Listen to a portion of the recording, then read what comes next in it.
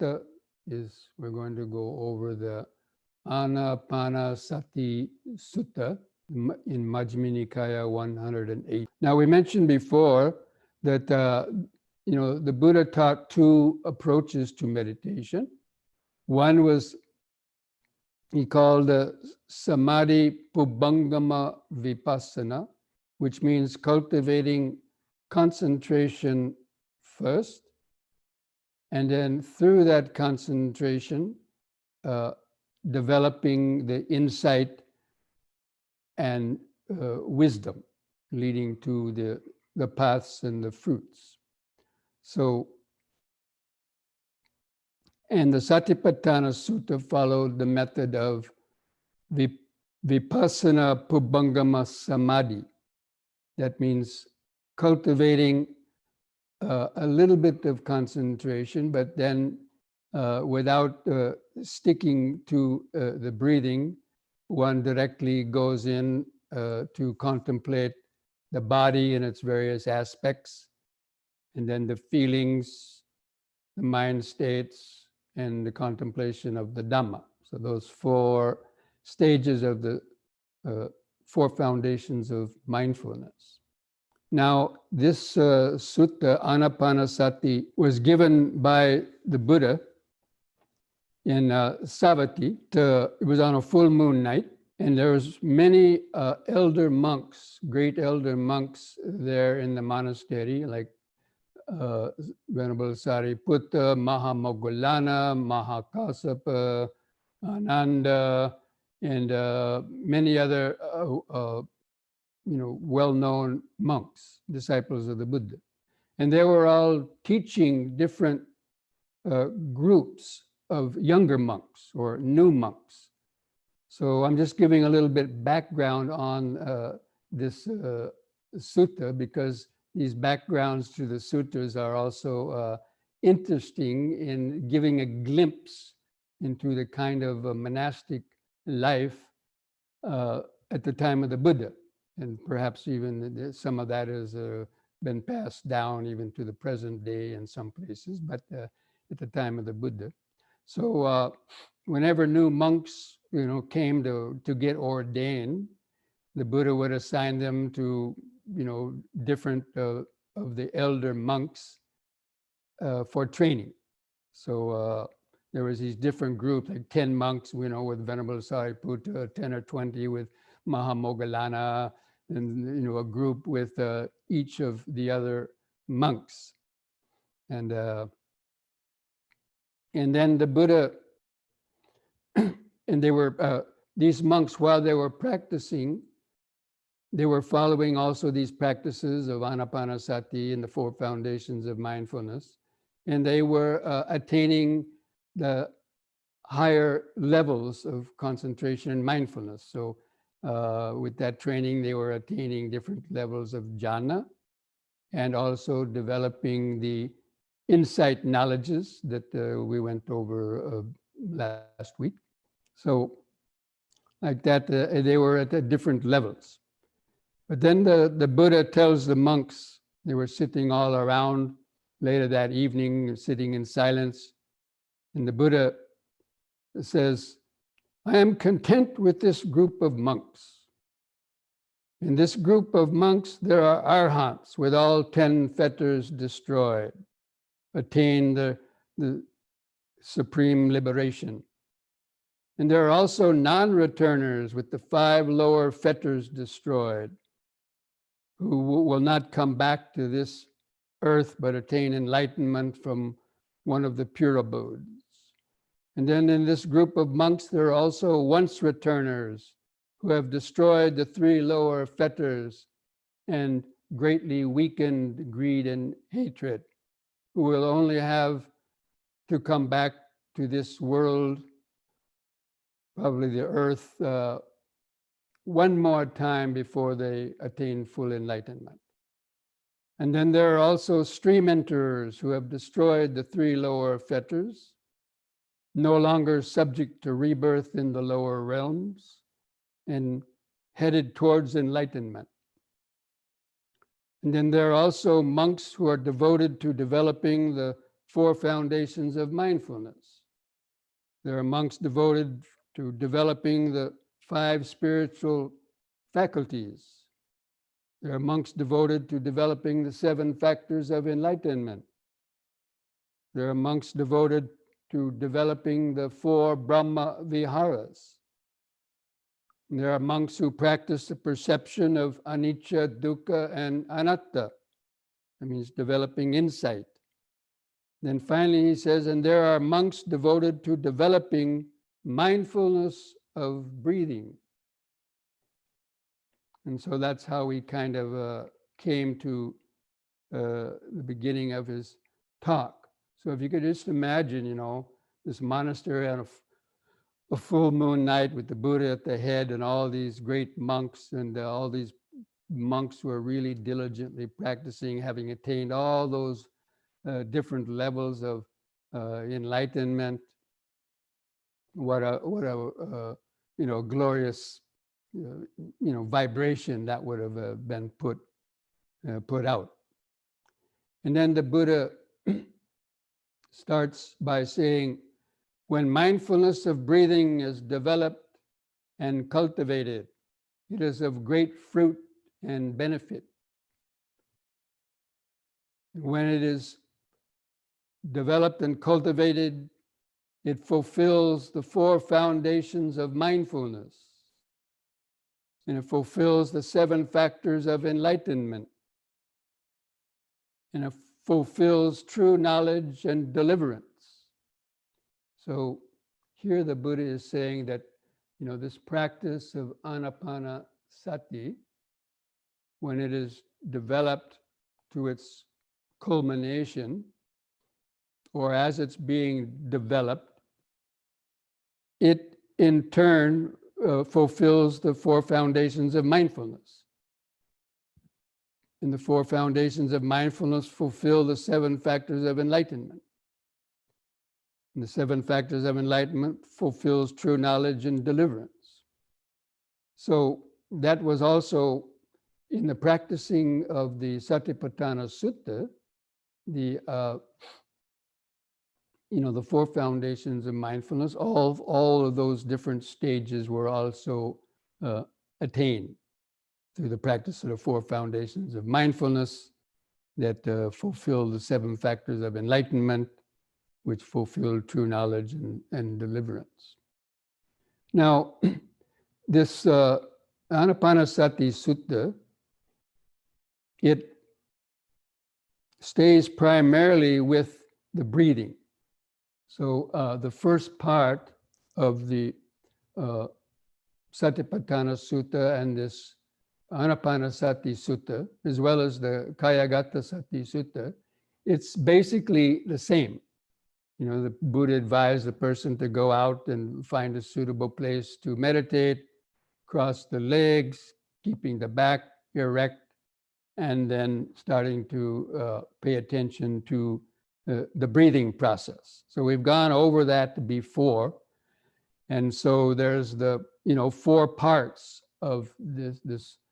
And the Ānāpānasati Sutta is also has 4 sections, and each of those sections has 4 parts. So it is said to be like 16 stages of practicing the Ānāpānasati Sutta.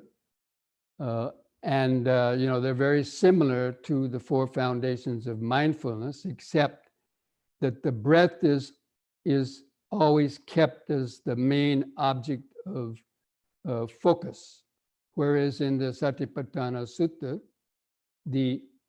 after the first section of mindfulness of breathing, the Buddha doesn't mention the breathing anymore while contemplating the other aspects of the body and the feelings and mind states and the Dhamma. So the mindfulness of breathing at least is not mentioned after that section of the Satipatthana Sutta.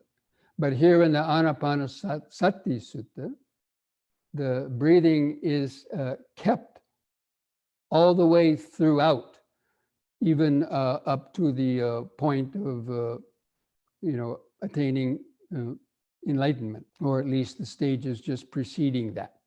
So we're going to be looking at that. So this first phase of the Ānāpānasati Sutta, basically, breathing in a long breath. The person knows they're breathing in a long breath, breathing out the short breath, in and out. They know that. And then the third part is the whole breath body, experiencing the whole breath body, breathing in, experiencing the whole breath body, breathing out, and then tranquilizing the breath, breathing in, and tranquilizing the breath, breathing out. So as I mentioned, this is similar to what we've read before. And basically, it's developing concentration. So at the end of this, in tranquilizing the breath, then the person might have already reached one of the jhanas. So they could have reached the first jhana, a second or third, or even fourth jhana by practicing this form of Ānāpānasati. And in the commentaries, they normally have the meditator or, focus the attention where the air touches the nostrils as it's going in and out. So in the traditional instructions, that is how the Ānāpānasati, the concentration on breathing, is been told to focus that attention there. Whereas in the mindfulness of breathing or in the vipassana stages of meditation, then there's alternatives of focusing the attention on the rising and falling, expanding and contracting of the abdomen, or as I suggest to people to feel the expanding and contracting sensations of, the abdomen or the rib cage or the chest, wherever you notice those sensations. You're developing that moment-to-moment attention.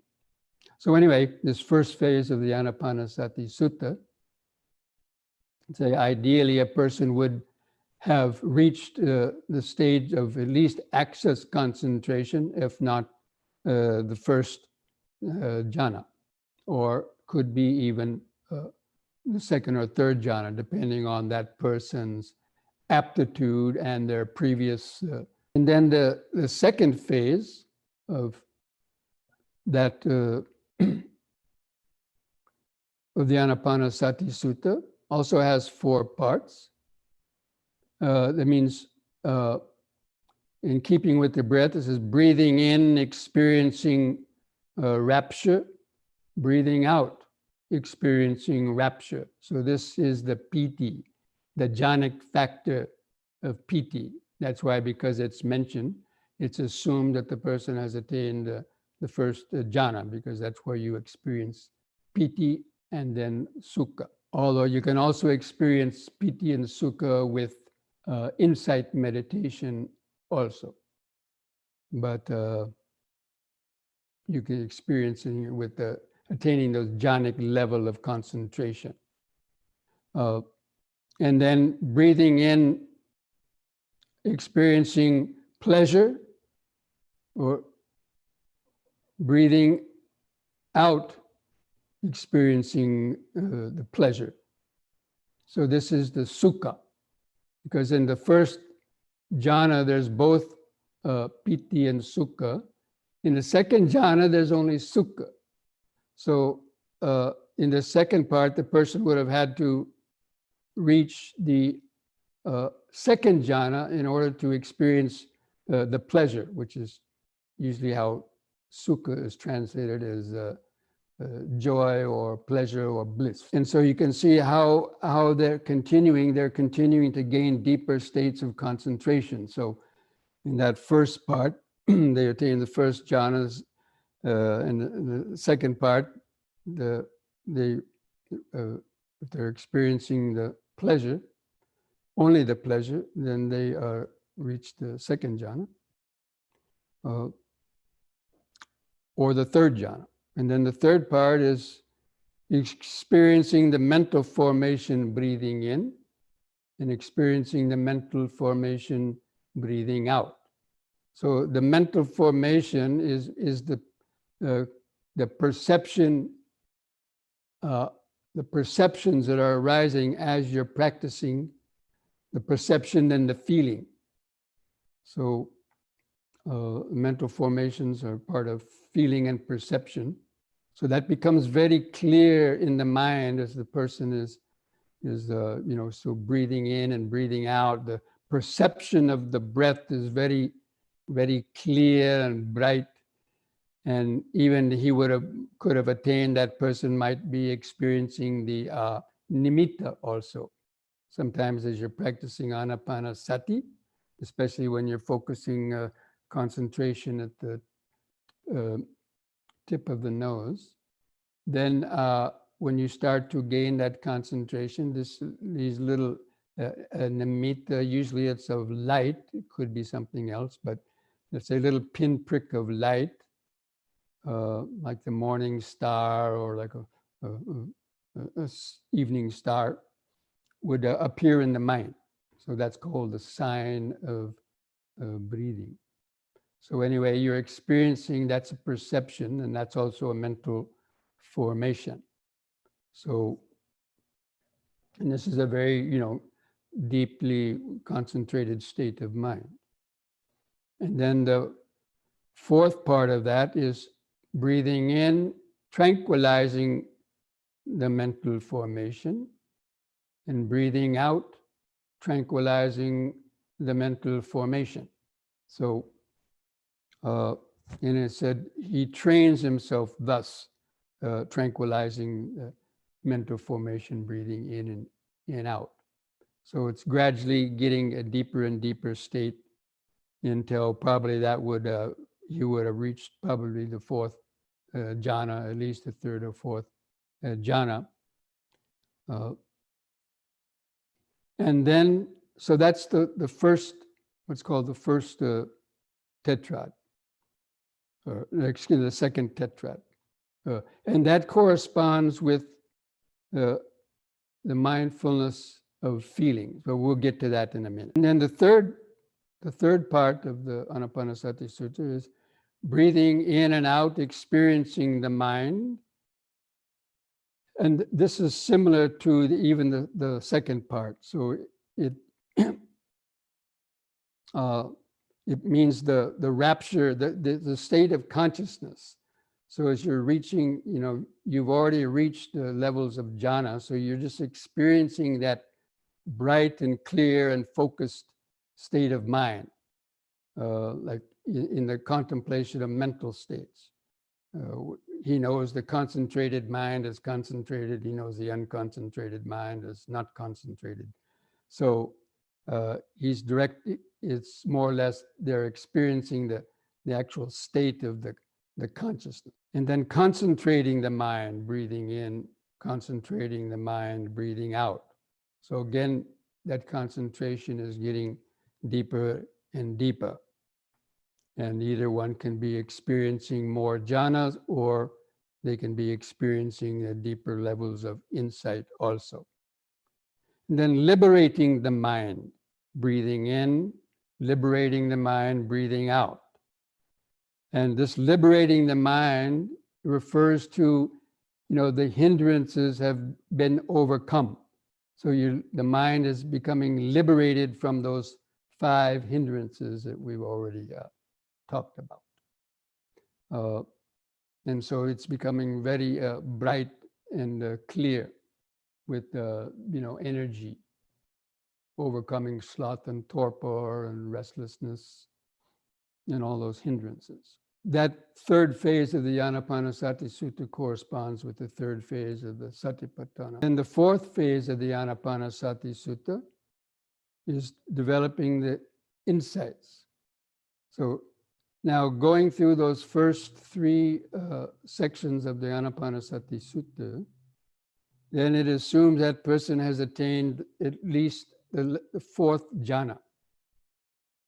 And because of that 4th, that jhanic attainment, especially the 4th jhana, then it's very easy to develop insights. because this fourth jhana also has the equanimity in it.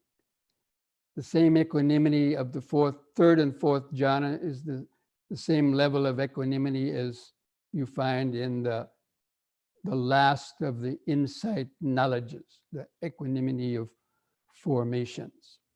So they're very similar. So anyway, the fourth phase of the Ānāpānasati Sutta, again, still using the breathing. It says, breathing in, contemplating impermanence. Breathing out, contemplating impermanence. Breathing in, experiencing fading away. Breathing out, experiencing fading away. Then breathing in, contemplating cessation. Breathing out, contemplating cessation. And the fourth part is breathing in, contemplating relinquishment. Breathing out, contemplating relinquishment. So in this fourth stage, they're contemplating the breathing and seeing the impermanence of all the factors of breathing. That's how they're developing insight, using the breathing. While they're breathing in and out, they're seeing the impermanence of all the factors of the breath, and also the anicca, dukkha, and anatta of them as well. And that leads to the dispassion. The fading away means the dispassion. So, by contemplating the impermanence, you become detached from all the things that you are observing as being impermanent, whether it's the breathing or it's all of the 6 sense impingements as they're arising and vanishing, as in the Satipatthana Sutta. And then contemplating cessation means as actually experiencing the conformity and change of lineage knowledges that I talked about before. That means the cessation of all gross levels of perception and so on. So the mind is ceasing at each level. It's ceasing its level of mental activity. Even if it's very subtle mental activity, it's still experiencing that gradual cessation, even to feeling and perception. And depending on how far that person has gone on, a person could even have gone on from the fourth jhana to the realm of infinite space, the realm of nothingness, the formless jhanas. A person could have attained the formless jhanas also. Even up to the level of the Nirodha Samapatti, and they attain enlightenment at that point. But anyway, so that is how the development of the sati. Then the Buddha, after going through that, the monk says, and monks, that is how mindfulness of breathing is developed and cultivated, so that it is of great fruit and great benefit. So you can say that through that process of developing, going through the Ānāpānasati, all those levels, but it's again, it's not just concentration, it's the insight that comes through contemplating all those jhanic factors as being impermanent and without self, how the meditator understands how they're also just conditioned and so on. They're not like the ultimate truth of the mind. So that's the first part of the sutta. The Buddha goes through those 4 stages of the Ānāpānasati Sutta. And now he goes on to say, and how, monks, does mindfulness of breathing, developed and cultivated, fulfill the 4 foundations whenever a person is, cultivating the mindfulness of breathing and tranquilizing the bodily formation, on that occasion, the monk is contemplating the body as a body. And then the Buddha says something very interesting. He says, I say that this is a certain body among the bodies, namely in-breathing and out-breathing. So he's considering that means following the whole breath body, as I mentioned before in the previous talks. You experience the whole in-breath from beginning to end, and then, the brief pause, and then the whole out-breath from beginning to end, or even if it's just noticing that, you experience that sensation of the in-breath, and if there's a brief pause, you notice that, and then you experience the whole out-breath, that sensation of the out-breathing, and the brief pause. So that's considered the breath body. So that's how he qualifies it, that qualifies as practicing the first mindfulness of the body. So that's why he's saying that this Ānāpānasati Sutta, when developed and cultivated, fulfills the four foundations of mindfulness. So this first breathing part fulfills the first foundation of mindfulness, mindfulness of the body. That means it's allowed the person to become, concentrated and centered in the present moment in the body. And then if they wanted to, they could go on and start examining the body as even within the Satipatthana Sutta method, although he doesn't mention it in this Anapanasati Sutta. So the fact that you've developed and used the breathing, which is part of the body, and the breath, of course, is going in and out of the body, you have fulfilled you are practicing that contemplation of the body. And that is why on that occasion, a monk abides contemplating the body as a body, ardent, fully aware, and mindful, having put away greed and hatred for the world.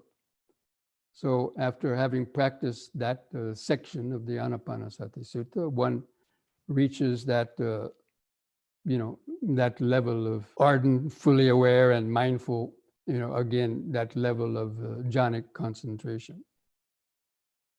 And then he goes on to say, whatever occasion the monk experiences the rapture and goes through those four stages of experiencing rapture, experiencing the pleasure, tranquilizing the mental formation, experiencing the mental formation, tranquilizing the mental formation. On that occasion, the monk is practicing contemplating the feelings as feelings, ardent, fully aware, and mindful, having put away covetousness and grief for the world. And then again he says, I say that this is a certain feeling among feelings, namely giving close attention to in and out breathing, because there are those feelings of piti and rapture and pleasure arising with that. So that experiencing the rapture and happiness or pleasure is contemplating the feelings, and he contemplates them as, okay, these are also impermanent. They come up because you've reached concentration. They fade away when you lose your concentration, or when you go on to deeper levels. So that's how you're practicing mindfulness of feelings through the practice of the Ānāpānasati, using the breath itself to focus on those changing feelings that are connected just with the breathing. And then the experiencing the mind. When the person experiences the mind, they are gladdening the mind, breathing in and out, concentrating the mind, breathing in and out, liberating the mind, breathing in and out,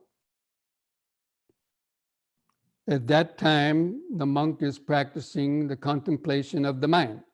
In other words, it fulfills the 4 foundations of mindfulness, the section on Chittanupassana, because you're experiencing those mind states of a concentrated mind and an exalted mind, and depending on how many jhanas you went through, you're experiencing these different levels of mind. But then you're also understanding them as anicca, dukkha, and anatta. I do not say that there is development of mindfulness of breathing for one who is forgetful, who is not fully aware. That is why on that occasion a monk abides contemplating mind as mind, ardent, fully aware, and mindful, having put away covetousness and grief for the world. So you can see these are the same type of wordings that the Buddha had used in the Satipatthana Sutta after each of those 4 foundations of the mindfulness: body, feelings, mind states, and dhammas. And then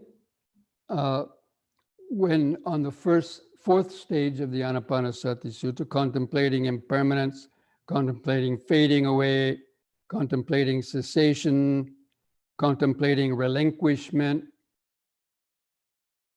breathing in and out, on that occasion the monk is contemplating mind objects as mind objects, because he's experiencing also the 5 aggregates of form, feeling, perception, volition, consciousness. He's also experiencing the putting away covetousness and grief, mean the hindrances. So he's overcome the hindrances. That's part of the mental objects. So anyway, that is why on that occasion a monk abides contemplating mind objects as mind objects, ardent, fully aware, and mindful, having put away covetousness and grief for the world. And then finally he says, monks, that is how mindfulness of breathing, developed and cultivated, fulfills the 4 foundations of mindfulness. So if you're practicing that Ānāpānasati Sutta in that way, then you are basically accomplishing the similar levels of insight and mental liberation that you have done, or you could do, that people do when they're practicing directly the Satipatthana Sutta without having necessarily attained those levels of jhana, but using momentary concentration instead. So here it's using jhana through all those different levels. They've attained states of jhana wherein the mindfulness of breathing, the person could be using the momentary concentration as that level of for developing the insight into feelings, perceptions, the 5 aggregates, the 4 foundations of mindfulness. Okay, then on the last part, the main last part of the sutta, after having said mindfulness of breathing fulfills the 4 foundations of mindfulness, he goes on to say, and how monks do the 4 foundations of mindfulness, developed and cultivated, fulfill the 7 factors of enlightenment. Now again, remember at the beginning of the sutta, he said that, this mindfulness of breathing, if cultivated and developed, fulfills the 4 foundations of mindfulness, and that in turn fulfills the 7 factors of enlightenment. So here he's explaining how that occurs, and this is an important part to try to remember. Okay, and I'm going to be reading this because I like the way that it's said. And how monks do the 4 foundations of mindfulness, developed and cultivated, fulfill the 7 factors of enlightenment. On whatever occasion a monk abides contemplating the body as a body, ardent, fully aware and mindful, having put away covetousness and grief for the world, on that occasion, unremitting mindfulness is established in him. On whatever occasion unremitting mindfulness is established in a person, on that occasion the mindfulness factor of enlightenment is aroused in him or her, and he develops it. And by development, it comes to fulfillment in that person. So the key words, whatever occasion the monk is abiding, contemplating the body and body, again, whether it's just the breathing or it's the body as we saw in the contemplation of the body, the first foundation of mindfulness, having put away covetousness and grief, that means the hindrances of greed and attachment, all those hindrances basically had been overcome.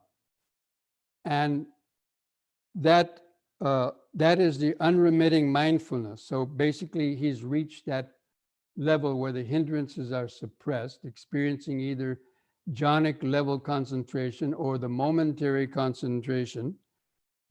They're ardent, fully aware and mindful.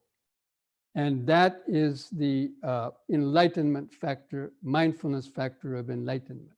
So as different from the ordinary mindfulness, as I talked about before, or last week, that this is the distinction between ordinary mindfulness and the enlightenment factor of mindfulness, that it has that concentration with it, at least either the first jhanic level or any one of the four jhanic levels, or it has the momentary concentration. The key thing is that the five hindrances have been temporarily suppressed and overcome, so that they have that unremitting energy.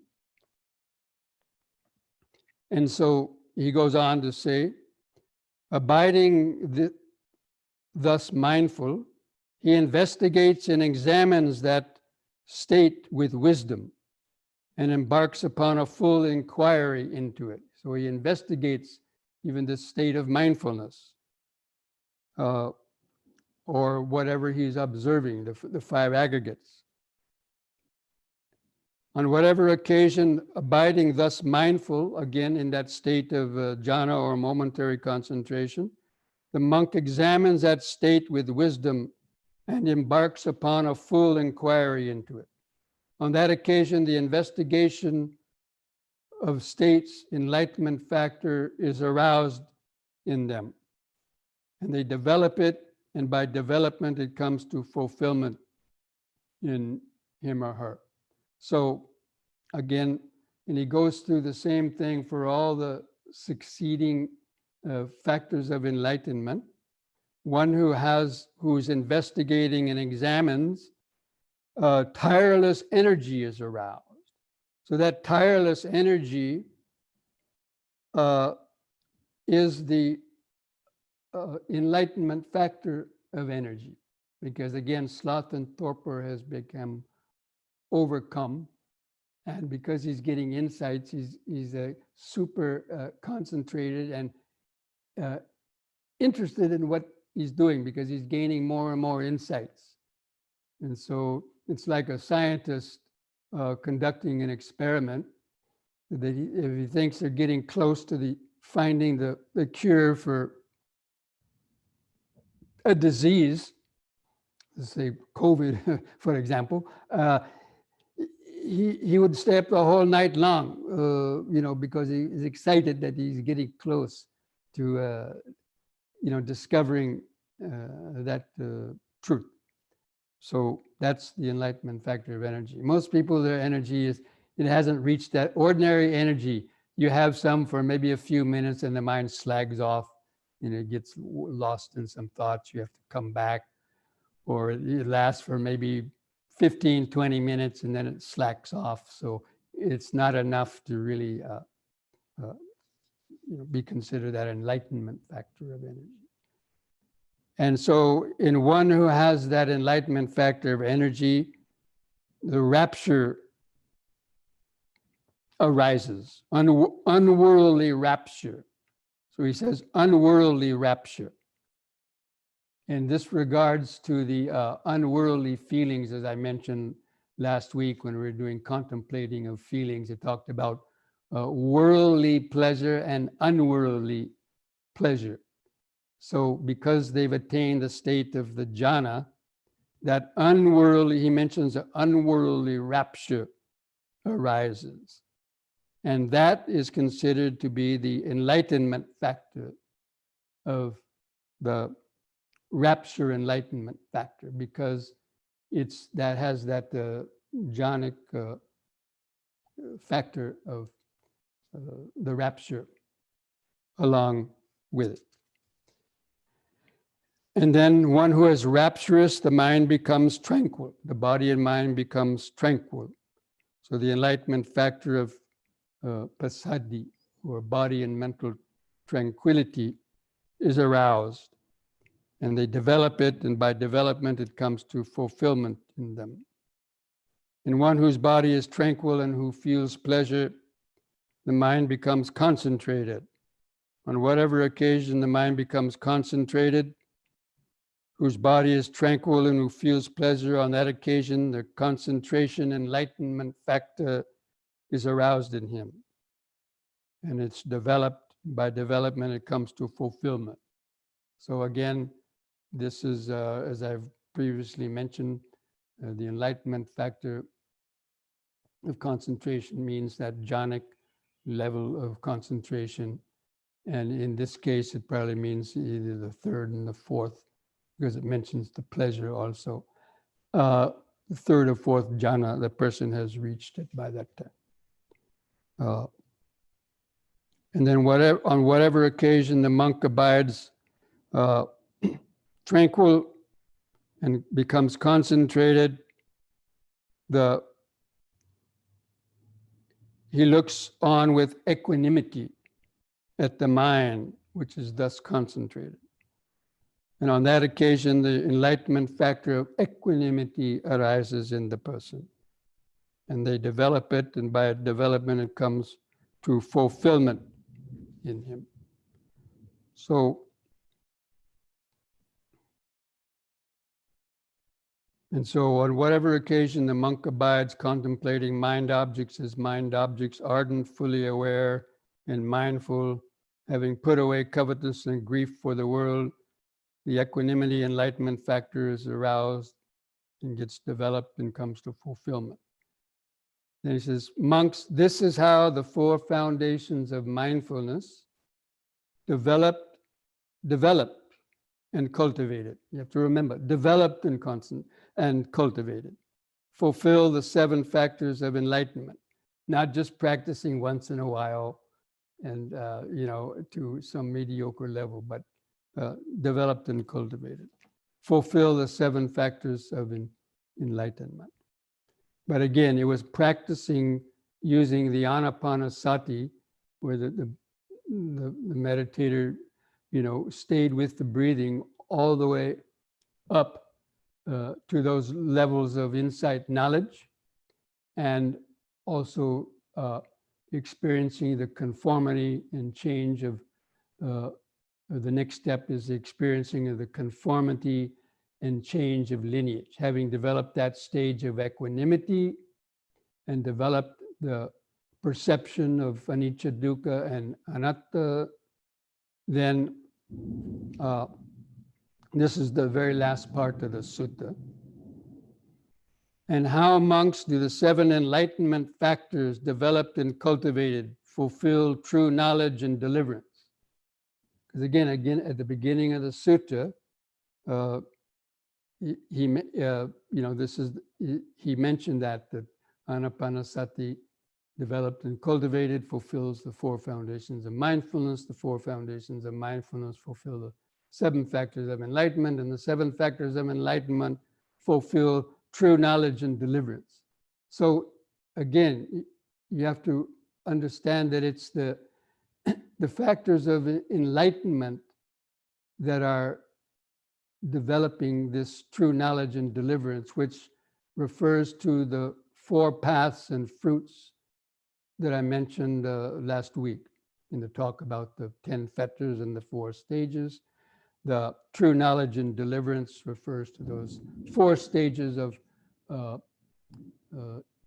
the entering the stream, once returning, never returning, and the stage of the Arahant, or fully enlightenment. So again, he says, the monk develops a mindfulness enlightenment factor, which is supported by seclusion, dispassion, and cessation, and ripens in relinquishment. So again, supported by seclusion and dispassion. Seclusion, it means where the 5 hindrances have become suppressed and the person is fully concentrated and not being distracted by anything from coming through the senses.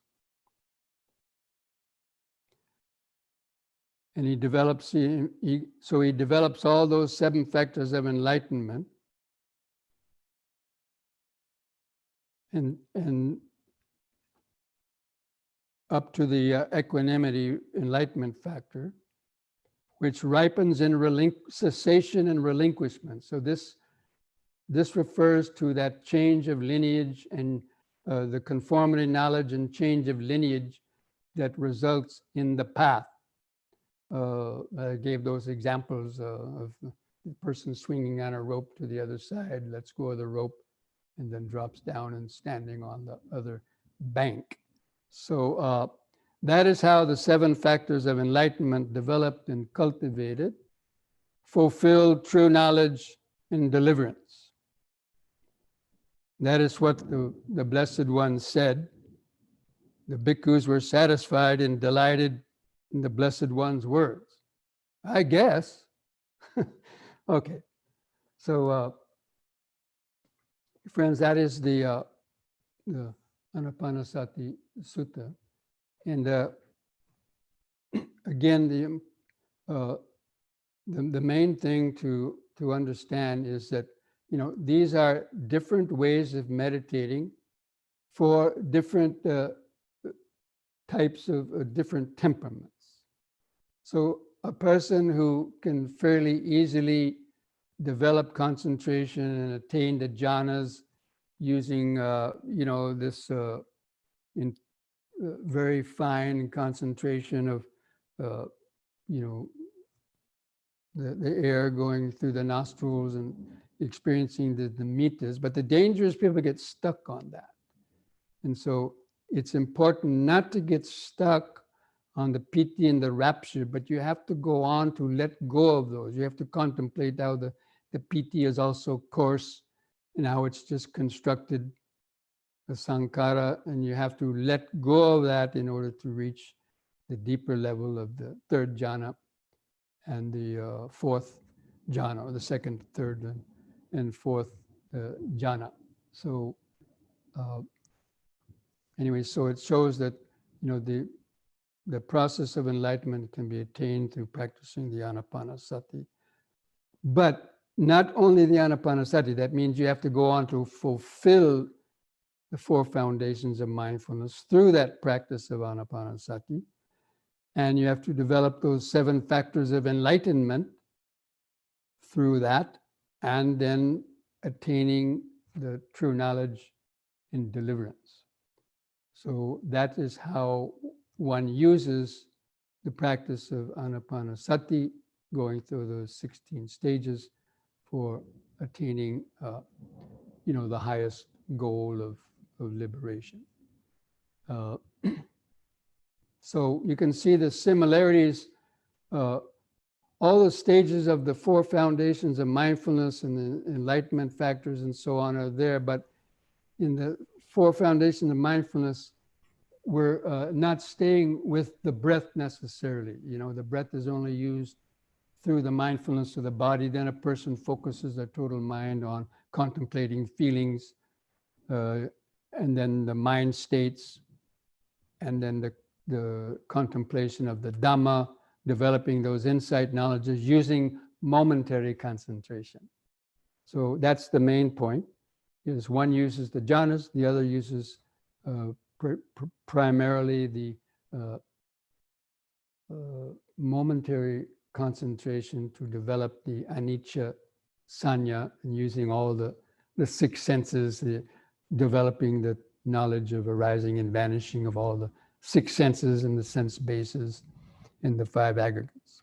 So, and then even the Ānāpānasati Sutta, the mindfulness of the body, the Buddha had said that by developing this mindfulness of the body, that one could also develop the stages to enlightenment as well. So you can see that these are different practices for different people. People who find it difficult to develop that kind of concentration, to develop those jhanas easily. Other people might feel that, using the rising and falling of the abdomen, or the practice of vipassana, where you develop momentary concentration and weaken the hindrances, then to follow the Satipatthana Sutta. And both of those are equally valid, and they lead to the same place, but to use that, overused cliche, different strokes for different folks. So, but one could also practice both of them. I mean, it doesn't matter. Any matter of practicing concentration is going to help you develop insight.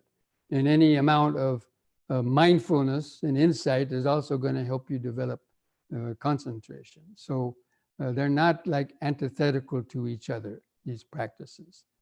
And one could practice one at one time, one could practice the other at one time if, and there's many overlappings of it.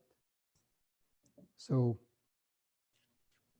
anyway, so now having gone through that, let me see if there's any chats. Doesn't look like, I don't see any. There are two questions.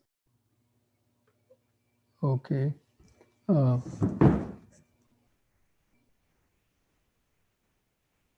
Says, does fulfillment means permanently, irreversibly established? No, the fulfillment means that you are practicing it. That means you could say you're practicing mindfulness of the body, and so you're fulfilling it. It doesn't mean it means until you've attained enlightenment itself. Of course, it could very well, but the fact that that means it fulfills. Let's say you're at a university, right? And so you have to take certain courses to fulfill your degree, right? So, certain courses. This fulfills a requirement. Let's say for language requirement, you got to learn 1 out of 3 languages. Okay, you learn French. So that fulfills a language requirement. You could see it in that way. Doesn't mean you're an expert in speaking French, but you've at least you fulfilled that requirement. You understand how basically it works. You can speak a little bit. And so the same with the other ones. So the mindfulness of breathing fulfills the requirements for the 4 foundations of mindfulness. But then the 4 foundations of mindfulness, developed and cultivated, fulfill the 7 factors of enlightenment. So you have to remember each of these stages kind of leads on to the other one. And only the 7 factors of enlightenment fulfills is the requirements for reaching the true knowledge and deliverance, or the path and the fruits. The mental formation is perception, the perceiving process in the mind. That means the little mental pictures that come out. You hear a sound and, the idea of a car engine pops into the mind. Okay, that's a mental formation. It's a thought. So different types of thought, and just the mental pictures that might be popping through the mind, even the little light that might arise when you've developed concentration, that's a mental, that's a perception, a mental formation. So, you're experiencing the mental formation, and without clinging on to them, then gradually those also subside. So, and the mind means a state of the mind that's very clear. So you understand, when you reach that level, you understand that the mind is concentrated. So you understand, this is a concentrated mind.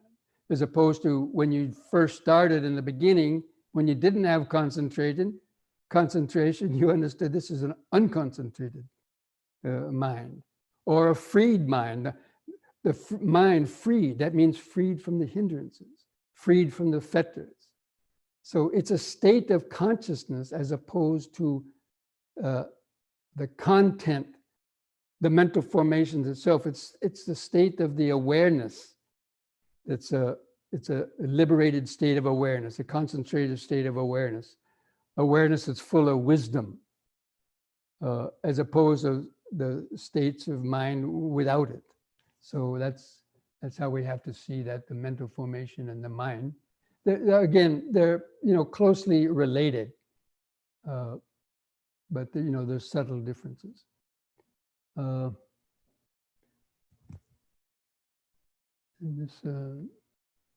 Do I understand correctly that if one is being mindful of the rising and falling of the abdomen, that technically one is not practicing Ānāpānasati at that point, that one is practicing vipassana?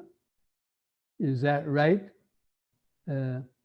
Well, technically, I don't have any problem with calling that Ānāpānasati. That means mindfulness.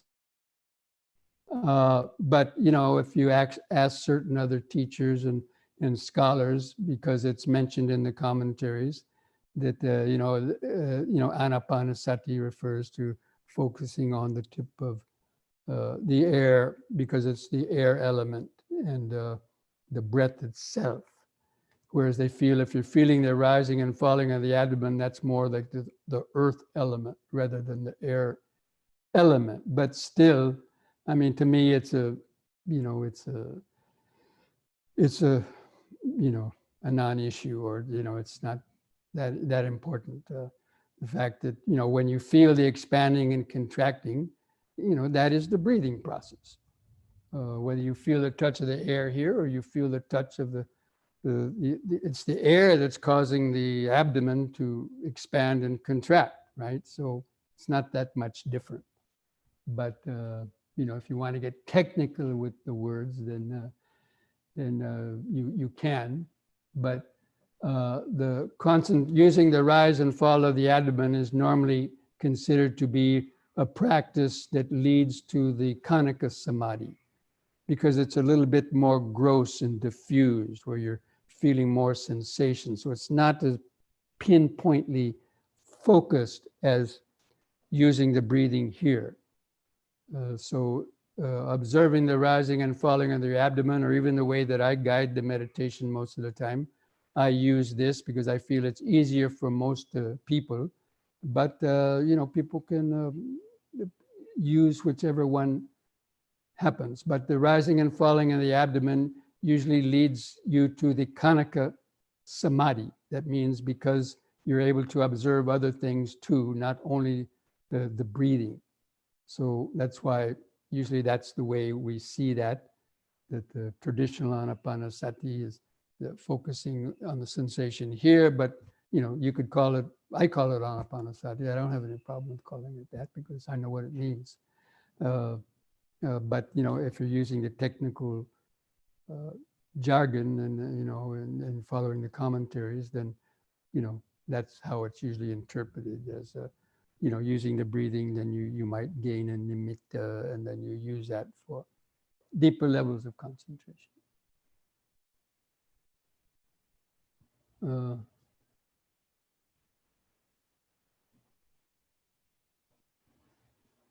Dear Bhante, may I do not get it.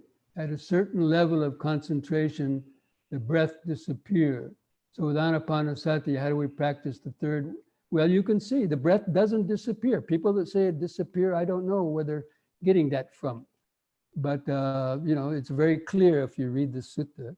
Breathing in and breathing in, experiencing even cessation. Breathing in, experiencing impermanence, fading away, cessation, even relinquishment. Breathing out. So it shows very clear that the breath, the knowing that you're breathing, still there exists even up to those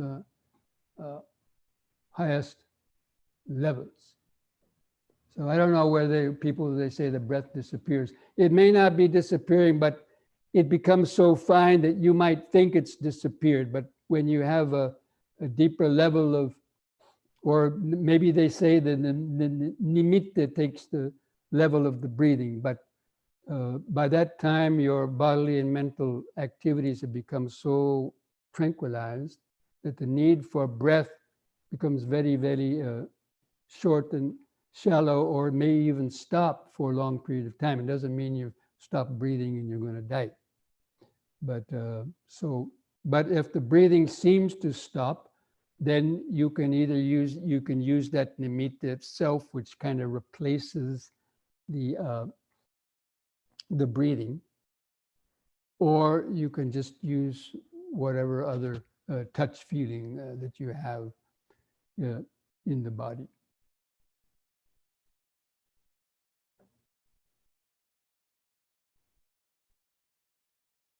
Can you please elaborate on rapture? Rapture, basically, it's a spirit. There's different levels of rapture, but it's kind of like goose pimples on your skin. It's that feeling of when your hair stands on end. It's kind of almost like a mild electricity going through. At least that's one way that you can experience piti, or like blissful sensations. The similes that are given in the description of concentration of rapture.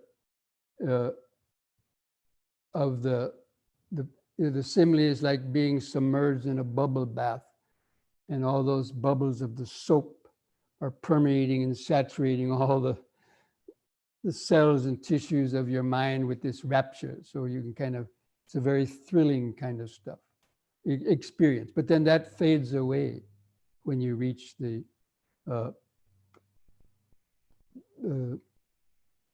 third jhana, the second jhana, third jhana. I think it's the third jhana. The third jhana. So the rapture is still there in the second jhana, but it fades away because it's coarse. And then even sukha, the pleasure, there's different similes given, so you can reread those.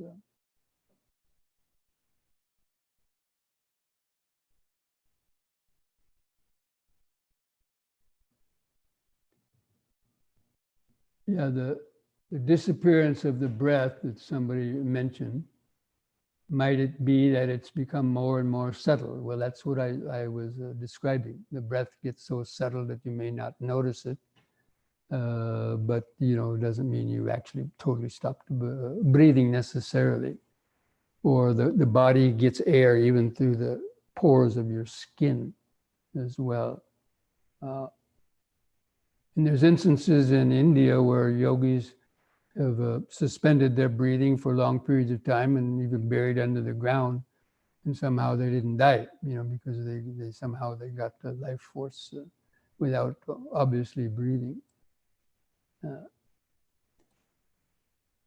And that's why even in medical science, by just measuring somebody's pulse, their breath might have stopped for some period of time, and a doctor puts it, oh, they're dead. That doesn't necessarily mean they're dead. Their breathing could have gotten so subtle that maybe their mind's distracted and they're not actually able to feel it. So anyway, there's a lot of things connected with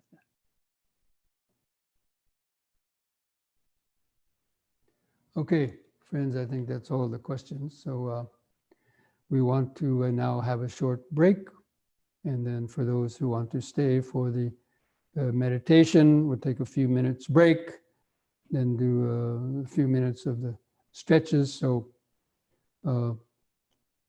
go ahead and take a few minutes break to take a drink of water or to use the restroom or just to get ready for the stretching, yoga stretches that we'll do.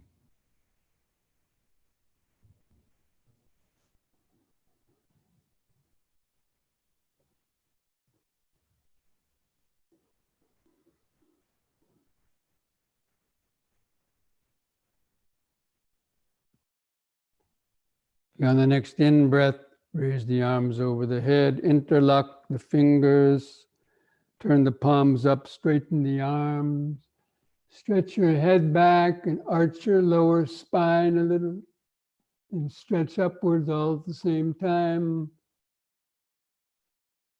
In the out breath, turn the palms down and touch the top of your head. Again, in breath, palms up, straighten the arms, stretch the head back, arch the lower spine, stretch upwards, feel the sensation. The out breath, turn the palms down, touch the top of the head. And once more, in breath.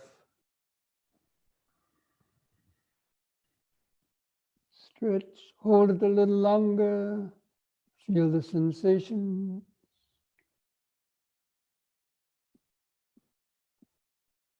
And release the fingers, and on the out breath, lower the arms back to the sides, and close the eyes. Focus on your hands, try to feel the increased tingling sensations or pulsations in your hands. That is sort of what piti feels like, actually. If you can feel that very kind of pleasant, subtle, sensations. The whole body can feel like that when you're experiencing the piti and the meditation.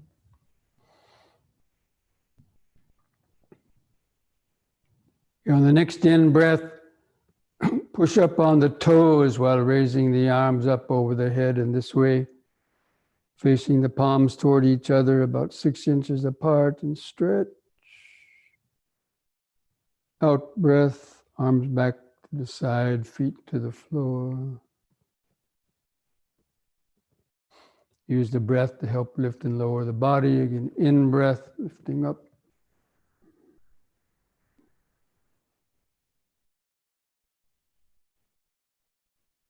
Out.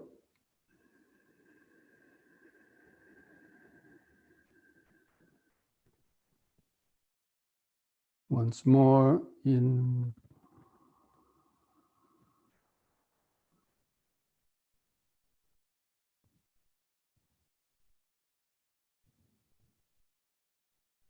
Out.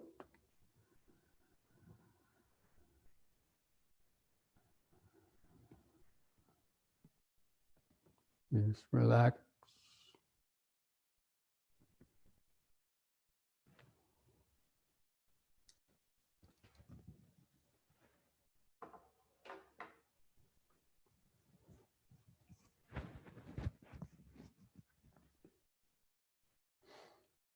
Just keep feeling the body, just letting go of your thoughts.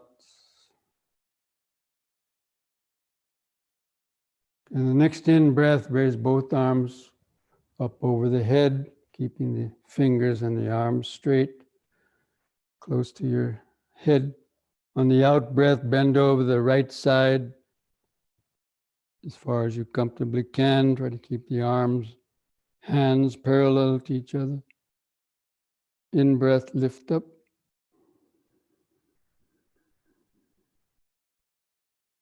Then the other side, out breath.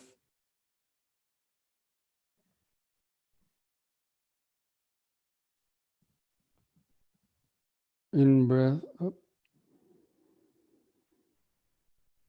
Again to the right, out breath.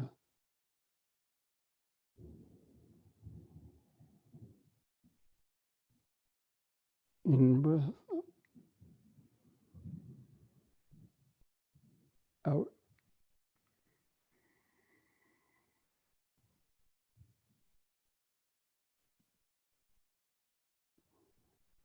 And once more to each side.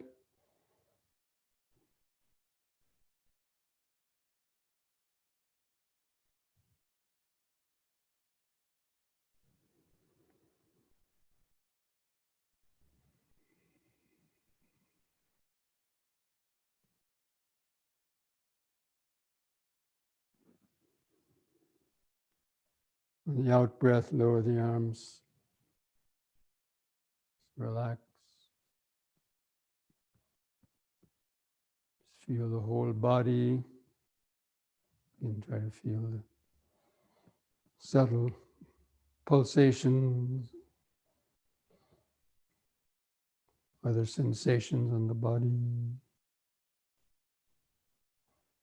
Just remember the present moment, standing,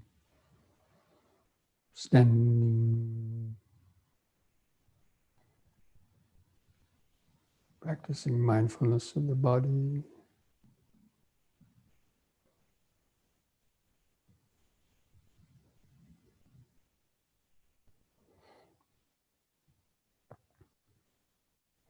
Now the last exercise, the head turning.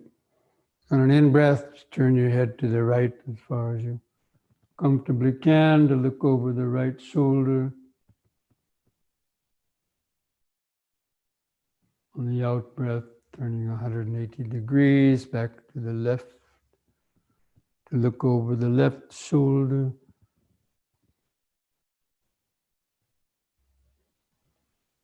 In-breath back to the right. Concentrate into the neck vertebra.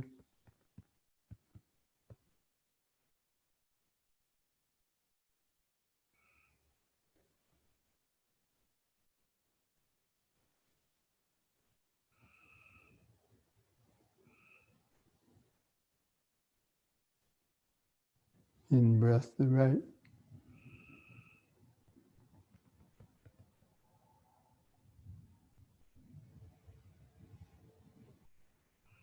Out-breath left.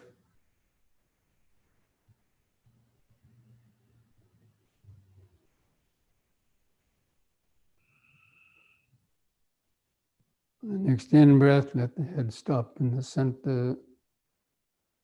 Relax, keep the eyes closed, feel the whole body. Try to feel the whole body, standing body. Subtle life force vibration.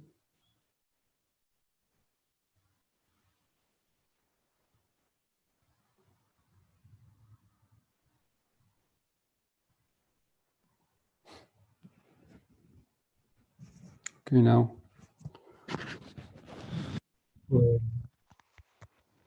come back to your seat to start the meditation.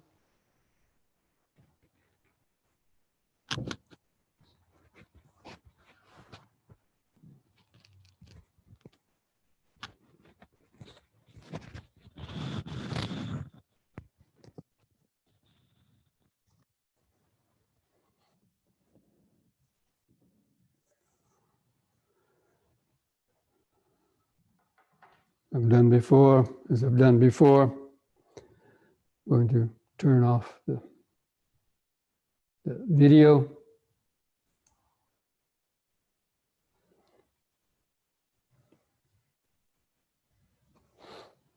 So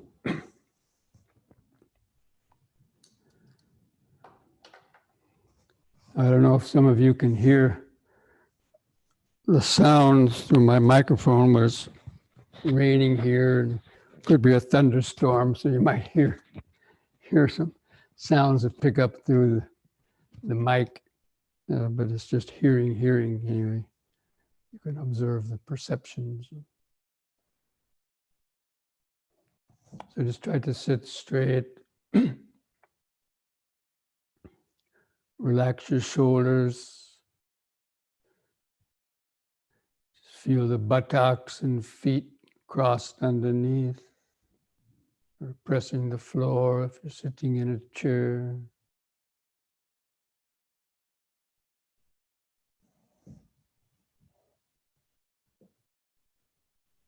Just spend a minute just mentally feeling the body and feel your hands and fingers touching.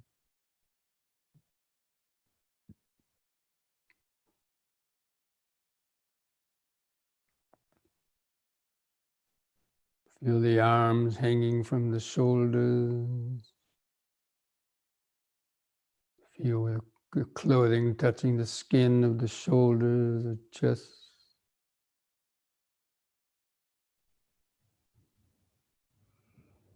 And gently straighten up the spine to align the back of the head and spine to a straight posture. Just mentally feel that outline of the sitting body. Feel the head balanced on top.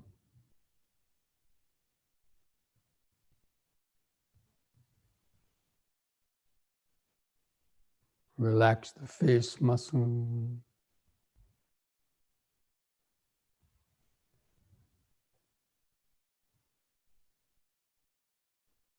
Feel the eyes and the socket.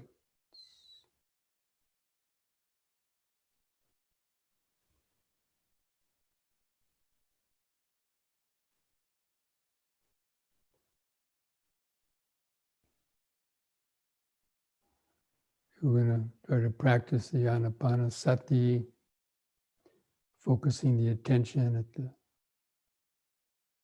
in the nostrils or tip of the nose. Feel the air element. So from that point behind the eyes, just kind of mentally focus or at the tip of the nostrils. Then begin taking some deep, slow breaths.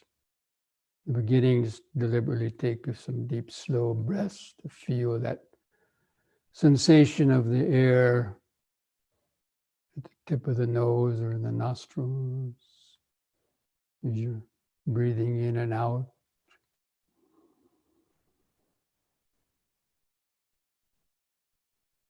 After breathing in, we'll hold the air 1 or 2 seconds and feel that exhaling breath.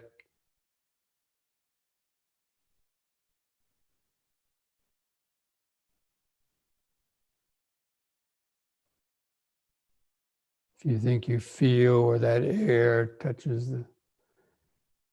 either the nostrils or the rims of the nostrils, try to keep your attention focused on that spot. And just think along these lines to yourself with a few more deep, slow breaths.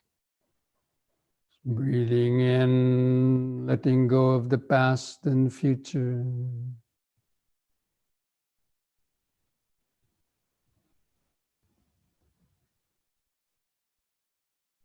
Breathing out, sitting here and now.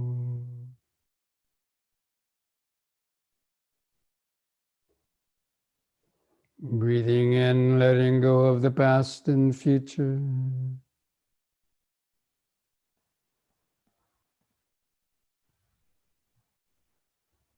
Breathing out, sitting here and now.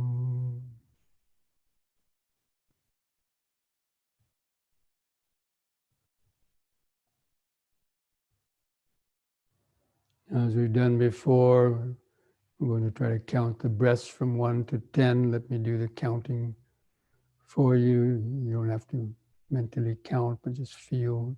Keep the attention there at the tip of the nose. Try to feel the touch of air. You can continue to take some deeper breaths, deep, slow breaths to help feel it easier. With the next in-breath, counting 1.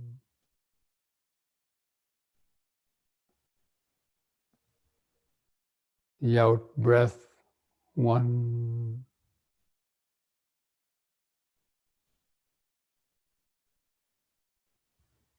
In breath, 2.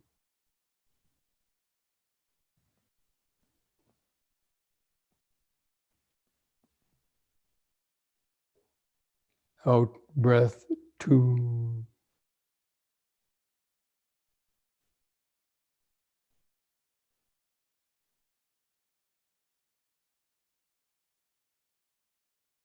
In breath 3.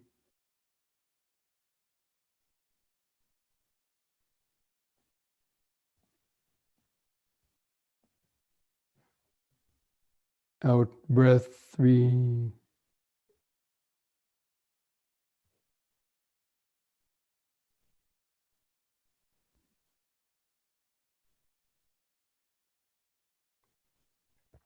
In 4.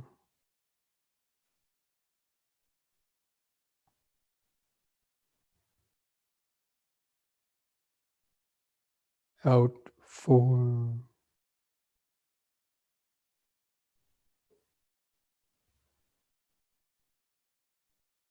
In 5.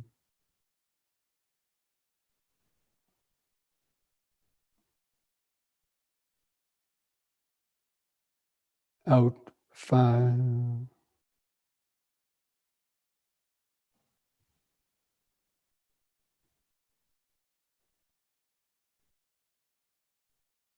In 6.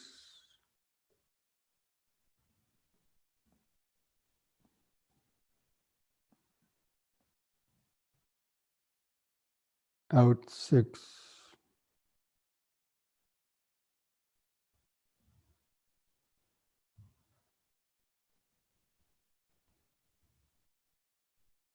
In 7.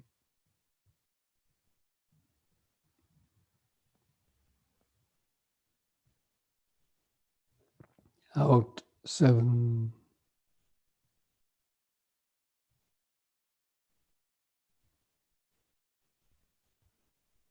In 8.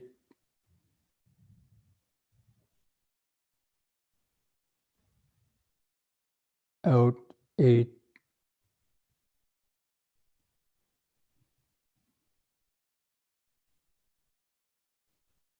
In 9.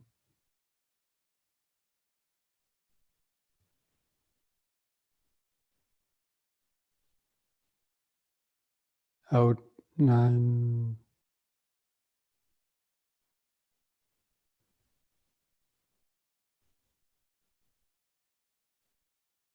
In 10.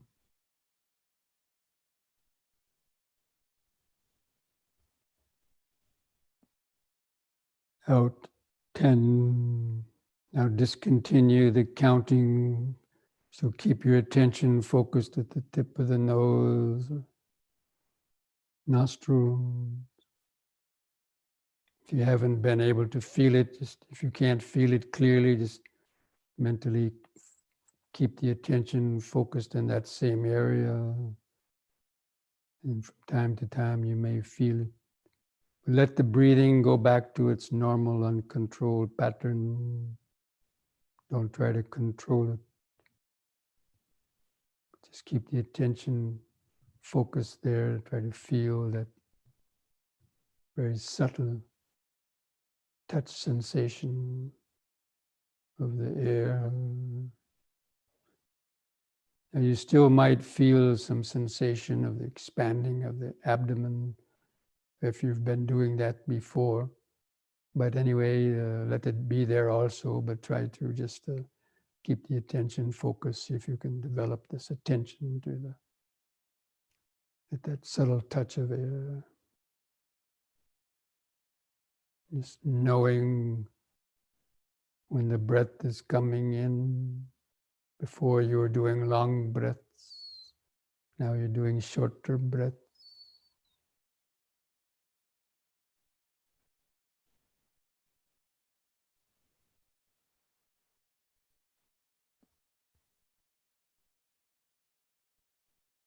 Breathing in a short breath, know that you're breathing in a short breath.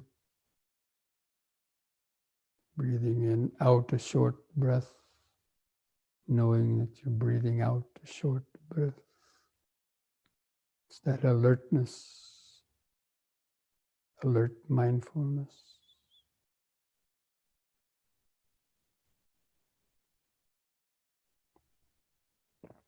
You might feel some other sensation there on the tip of the nose, a prickling sensation or something else, just whatever you can feel to stay awake, just keep the attention there. Whenever the mind wanders off, just bring it back to focus on that spot.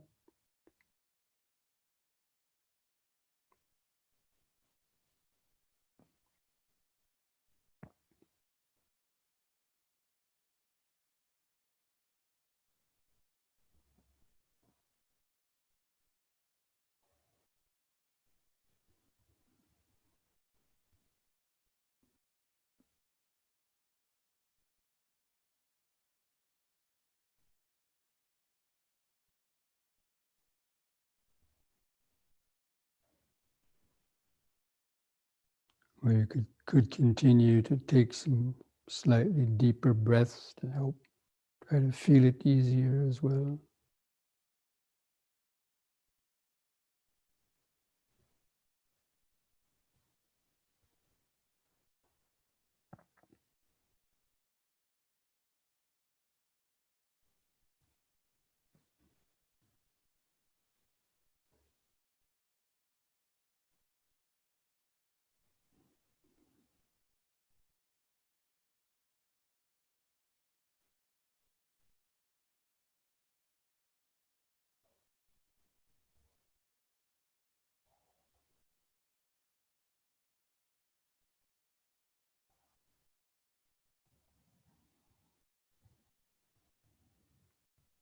Try to feel the whole breath body, means the pause in between the breath. Feel the incoming breath, the pause. The outgoing breath, the pause.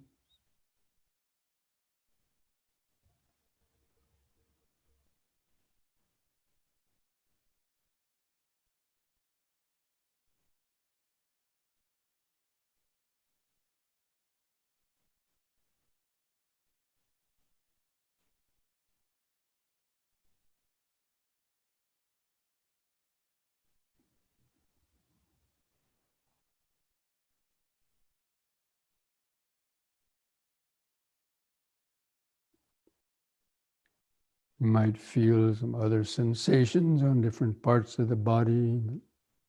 Just try to keep the attention focused on the tip of the nose.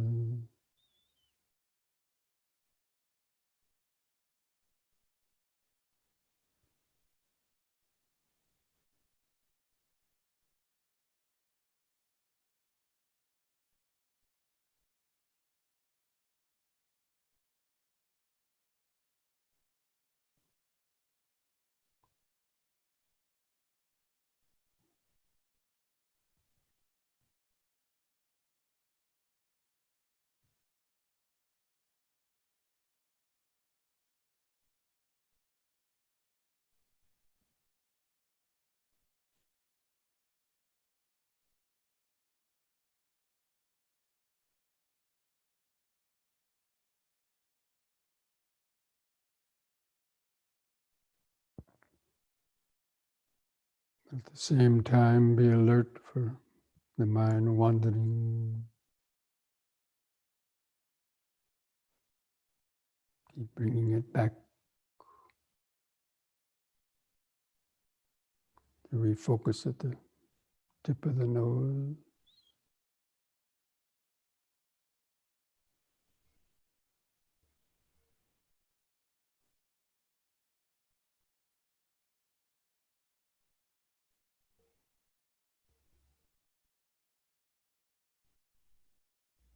In, out,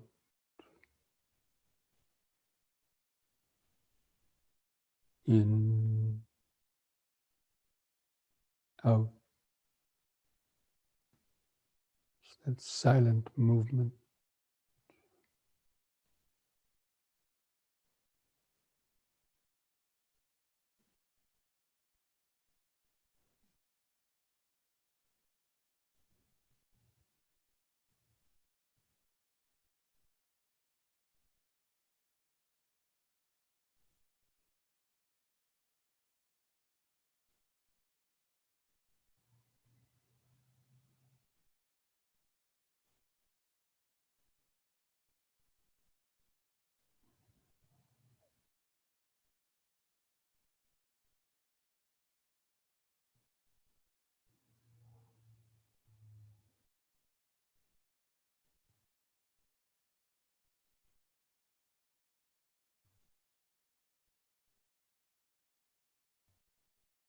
Breathing in, experiencing the whole breath body.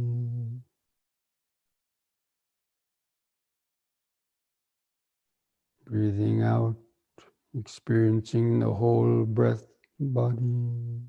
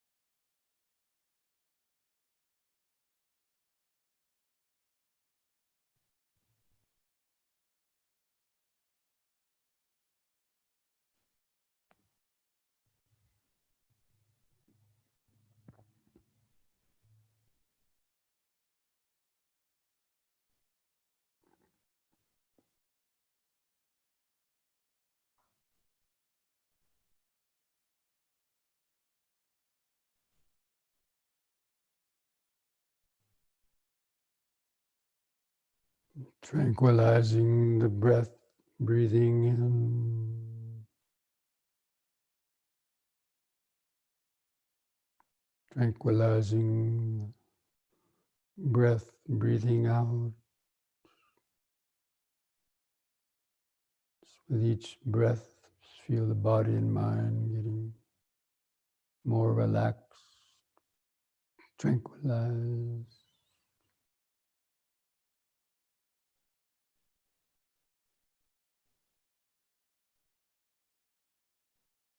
Momentum of thoughts slowing down.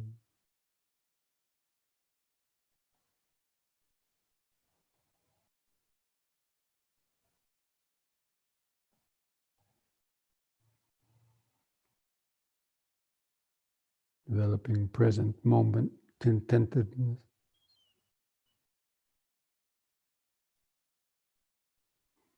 Overcoming the 5 hindrances.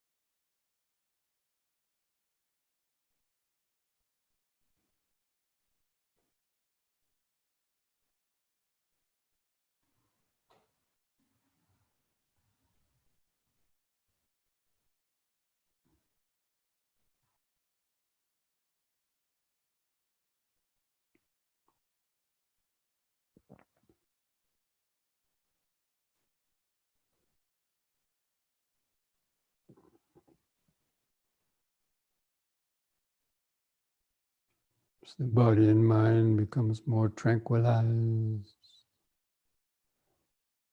you'll be able to feel lots of subtle sensations, even in the larger body, that subtle touch of the breath is there in the middle. But around it you might feel other sensations.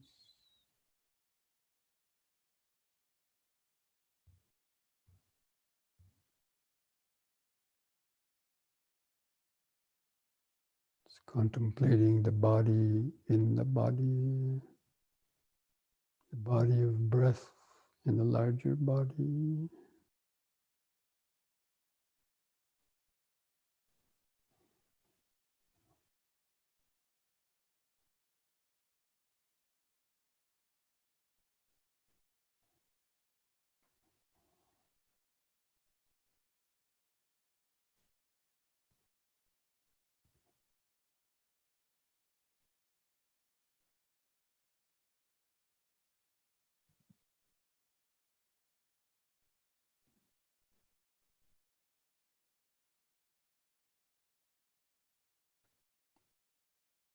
If the mind has become calm enough, you might feel a subtle happiness,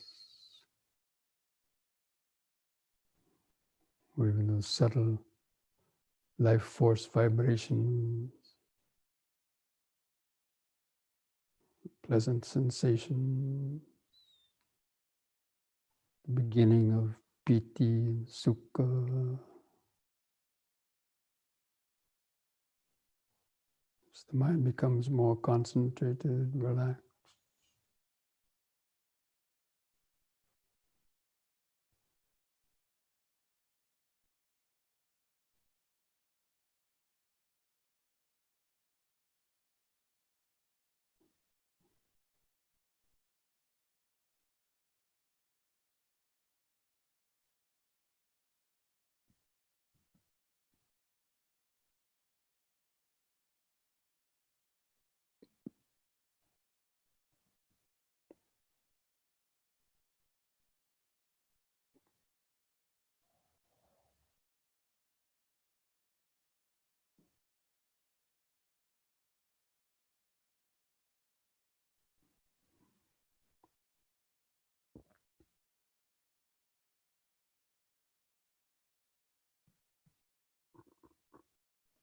The breath gets finer and finer.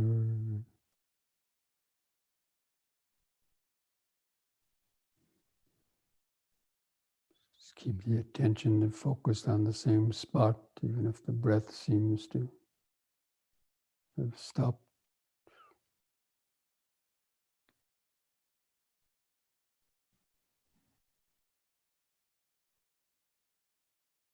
Or if you see a tiny prick of light in the mind's eye,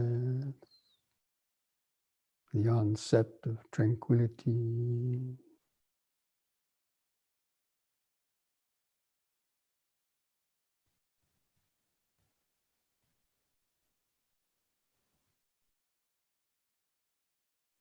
Feel that inner peaceful feeling.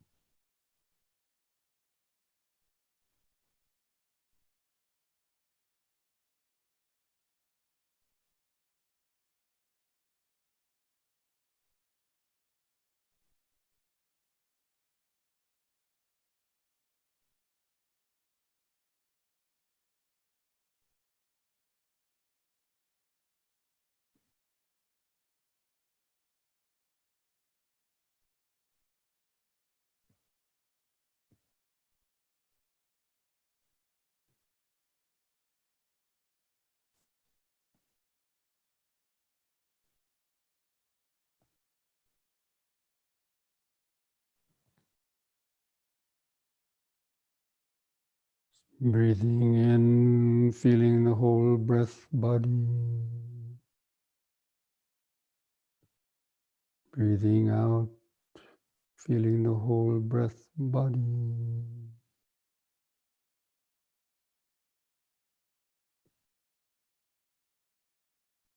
Breathing in, tranquilizing the breathing.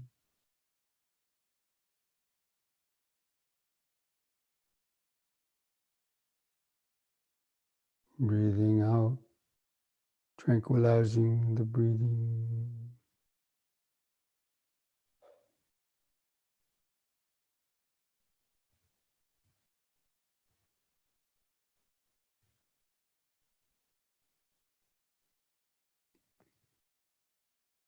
Or if you're still dealing with hindrances, and you have to apply the appropriate antidotes and then come back to the breathing.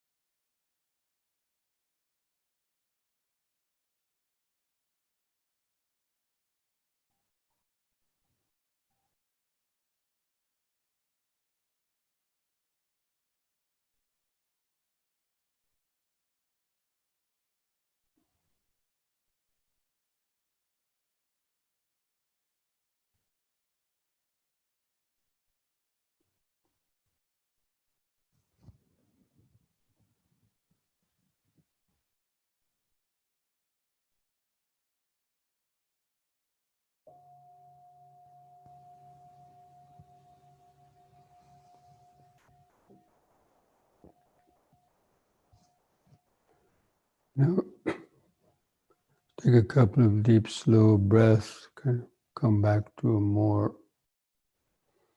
mentally awake state in the body.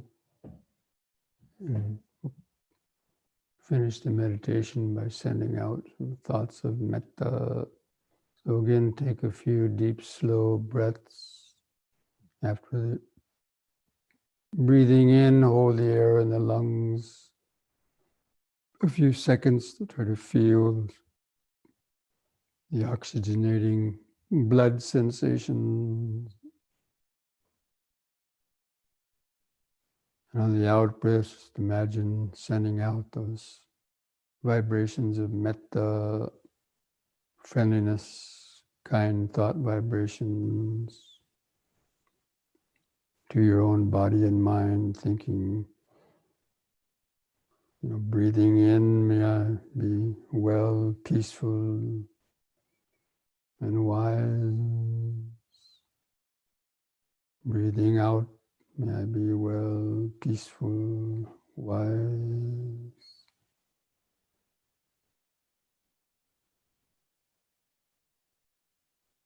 And breathing in, thinking, may my parents, other family members be well, peaceful, happy, free from suffering.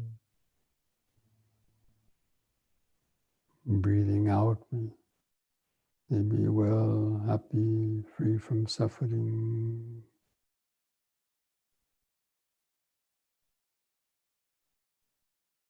With each breath, just keep extending those thoughts of metta outward. People you work with, or other friends, relatives, neighbors. Breathing in, may they be well, peaceful, free from suffering.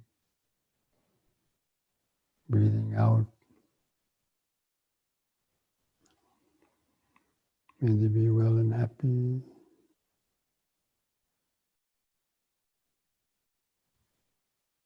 And with each out breath, just imagine waves of metta going further out, across the countryside, through the towns and cities, eventually across the whole earth. Just feeling that peacefulness in your own body, mind, nervous system, sending that out to all others.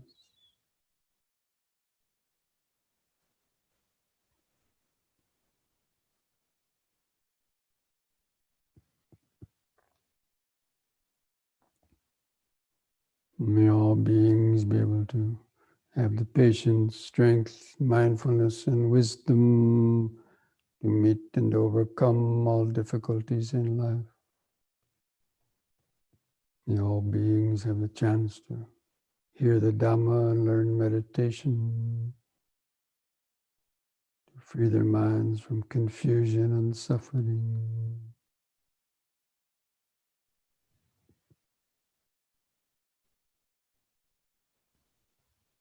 May all beings be able to live peacefully and harmoniously together.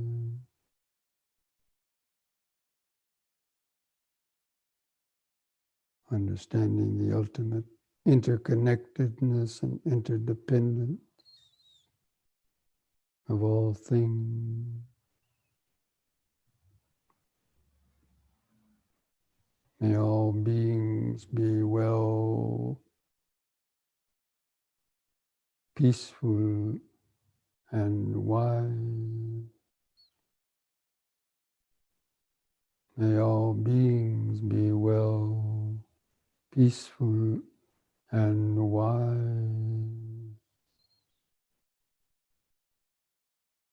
May all beings be well, peaceful, and wise.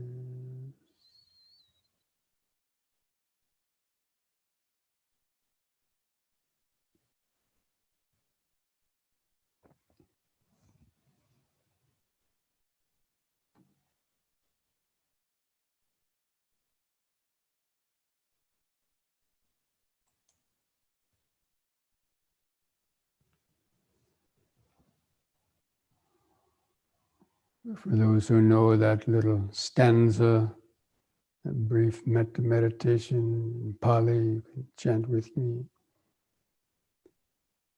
Dukkha pata ca ni dukkha bhaya pata ca nibbaya soka pata ca ni soka hontu sabbi pipanino.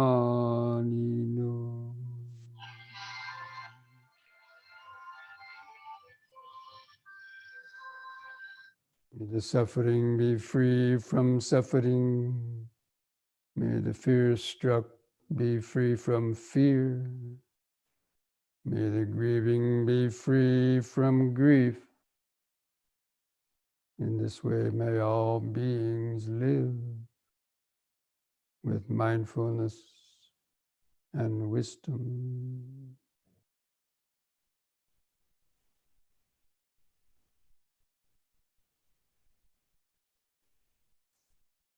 So if you'd like to join in chanting the sadhu 3 times. Sadhu.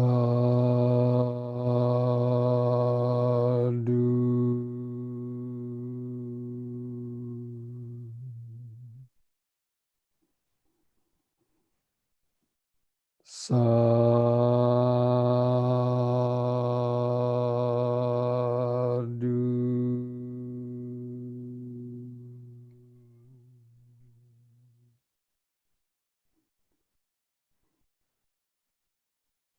Sadhu.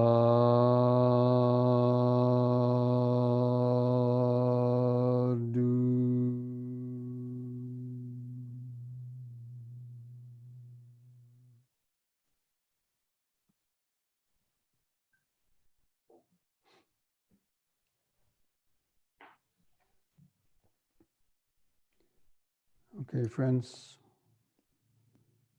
Thank you, Bhante. Well, you're all very welcome, and maybe through that practice you could, because a lot of time people, they're wondering, should they practice, with Ānāpānasati, focusing at the tip of the nose, or and some people try that, but it's not really easy to do that. Other people find it more easy to work with the expanding and contracting with the abdomen, rib cage and chest, as I suggest to people, and practicing Ānāpāna that way. That way you remain in the body, because if you have that experience, the mind can get too tranquilized by focusing only at the tip of the nose, and it can not allow you to feel more different sensations, and people can get stuck in that tranquilized state, almost like taking a tranquilizer. So you have to come out of that. You have to awaken out of that state in order to, if you want to practice the Satipatthana. Anyway, then next week, Wednesday night, the Sutta, I'm going to be talking about the Ratta Vinita Sutta, or the relay of chariot. This is an interesting sutta that talks about the 7 stages of purification. And I don't recall the number of the sutta right off, but I will send out that information about that sutta, where you can hopefully find a link to it, or at least a number of it, from the Majjhima Nikaya, the relay of chariots. Okay.